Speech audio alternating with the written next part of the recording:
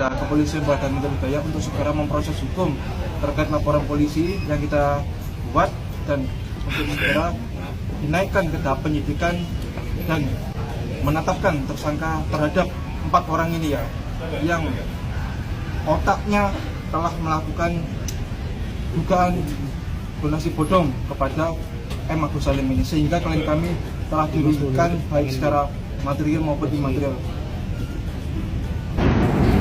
Balikan uang Agus. Kalau tidak, kita proses hukum mereka. Bang, mau cara dikit dulu kali ya? Di sini ya bang ya? Oke. Bentar ya. Sebelum masuk. Oke. Bentar. Ya, hari ini kami dari tim pembela kaum lemah datang ke Polda Metro Jaya untuk memenuhi panggilan terkait laporan polisi dugaan tindak pidana penggelapan yang dilakukan oleh yang berinisial G ya. Terkait dugaan tindak pidana penggelapan yang menggelapkan dana uang sumbangan donasi sejumlah 1,3 miliar. Hari ini kita memenuhi panggilan.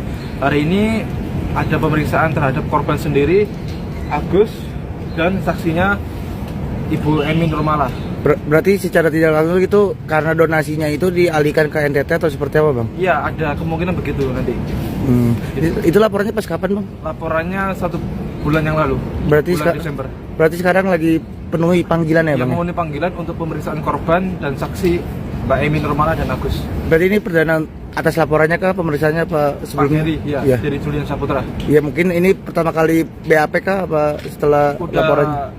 2 kali BAP. Oh, ini kedua. Kedua, panggilan terhadap Agus dan panggilan terhadap saksi. Berarti ini ibaratnya ada tambahan bukti ya, bisa dibilang nantinya? Iya, ada beberapa penambahan bukti. Gitu. Oke, siap, makasih. Di unit PPA ya bang ya? Iya, unit PPA. Oke, siap, makasih bang. Didampingi oleh penasihat hukum Pangtun Pacu, tim pembela kaum lemah, dan kawan-kawan yang nanti menyusul. Oke, siap, makasih bang. Oke.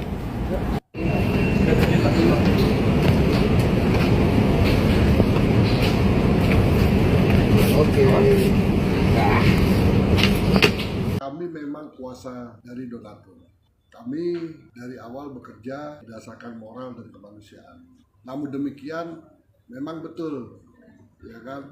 Kita butuh operasional.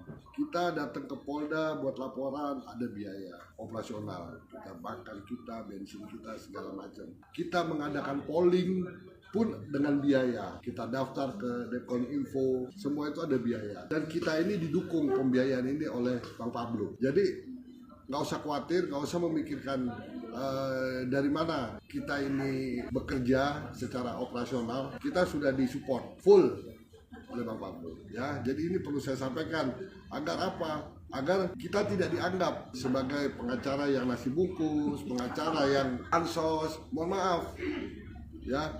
Kita semua ini punya waktu dan punya jam terbang yang sama. Uangnya tidak diberikan, BPJS ya juga bisa dapat kan. Jadi kalau dari segi logika dia, mestinya ini sama. Tapi sebetulnya bukan itu. Dia itu tidak konsisten. Jadi pada saat itu dia beranggapan, oh ya biar untuk rumah. Tapi pada saat lain dia berpikiran berbeda lagi. Sama seperti apa yang dia lakukan dalam apa yang dikemukakan tentang matanya. Oh, matanya buta, akhirnya matanya ternyata bisa melihat. Terus nanti ada kejadian waktu dia menengok ke Alvin Lim, akhirnya juga bisa jalan kaki. Jadi kan ada hal-hal yang aneh pada dirinya. Jadi belum tentu kita tidak tahu dia berpikiran bagaimana.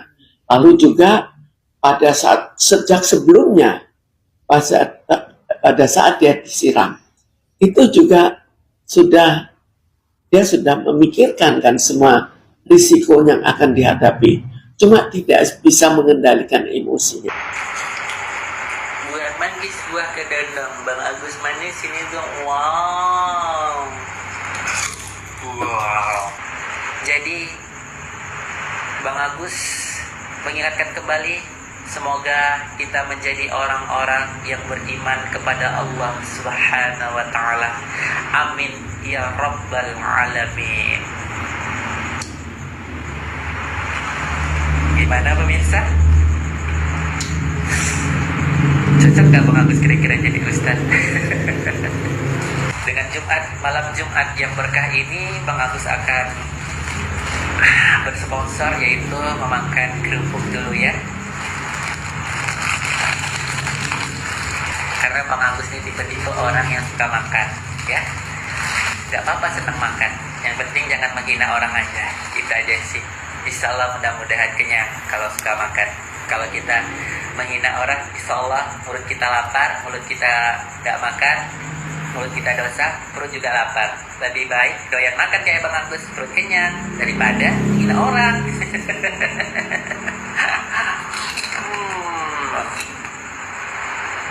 Oh ya.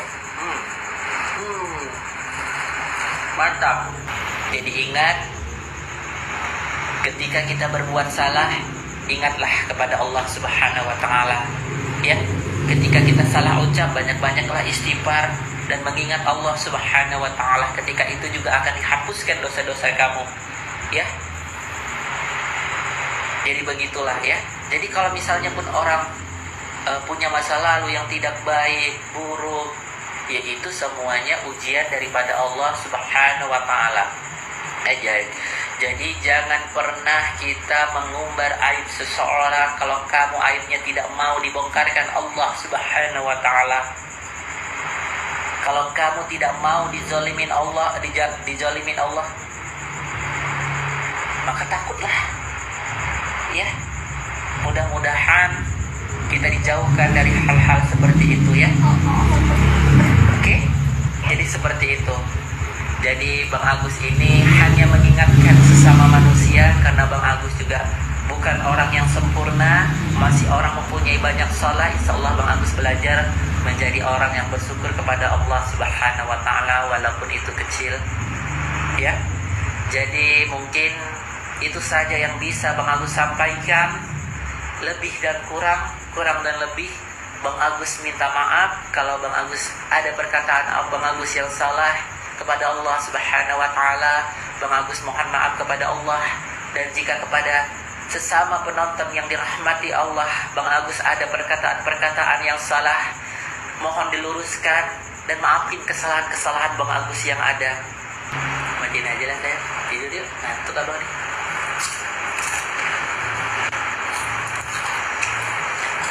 Udah dulu ya, Bang Agus lelah, Bang Agus mau tidur dulu lah. Mau Jumatan dulu. Ya, Jumatan dulu. Bye-bye. Jangan banyak-banyak lah sayang. Nanggung. Kenapa cuman tahunya aja? Sama colokannya lu masukin sekalian, biar kagak banyak bacot gitu congornya. Samiun, si Cetitin masukin banyak tahu ke mulutnya lu tuh sengaja. Bukannya kenapa-napi. Biar lu kagak banyak bacot, biar kagak rewel. Ya karena bibirnya lu satu tapi berasa kayak banyak gitu. Iya, congornya kebanyakan bacot gitu. Makanya si Cetitin kasih banyak tahu di mulutnya lu, biar mingkem gitu, biar ada kegiatan mulutnya. Lu harus banyak-banyak bersyukur Samiun. Untung aja Cetitin masih sabar ngadepin lu. Coba Cetitin hilang rasa sabar, bahkan mulai jijik nganggap lu layaknya najis. Nggak cuman tahu yang dimasukin ke mulut sama congornya lu. Ih, bungkus sama batang-batangnya dijejelin tuh ke congornya lu.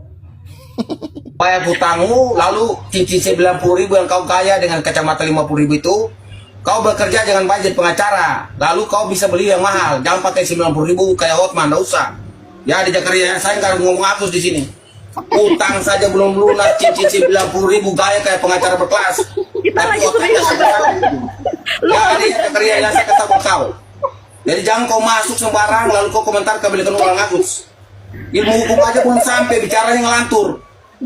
Ya, kalau kau lagi room di bank yang lain, saya hormat, saya ini, karena saya bertahan. Tapi kalau saya live, saya cuma sampaikan ke kau.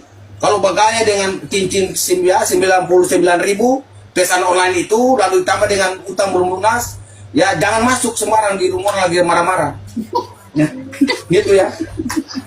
Lah, calon pengacara aja nggak jelas, PKP aja nggak jelas, gaya pakai dasi merah seperti penyidik. Sembarang di rumah burung gua. Lagi marah gua kalau ada Jaka. Marah dia masuk gimana gua kemana ke dia? Satu saya suka dia tuh, saya suka karena dia bagus. Dia masuk gimana? Ubur-ubur pula dia ini. Aduh, datang gua marah. Raffi ada masuk dengan bagus lawan. Raffi bagus. Kok Jaka masuknya kembalikan uang Agus? Memangnya datang sini mau bahas uang Agus gitu. Aku kacau Jaka. Bangun ya bang, baru bangun Pakai cincin online gitu supaya kau tuh gayanya style bagus. Pakailah mas putih. Kalau cincin channel pesan online total 210.000, hasil pembayaran nggak usah kau ngomong diberikan uang Agus.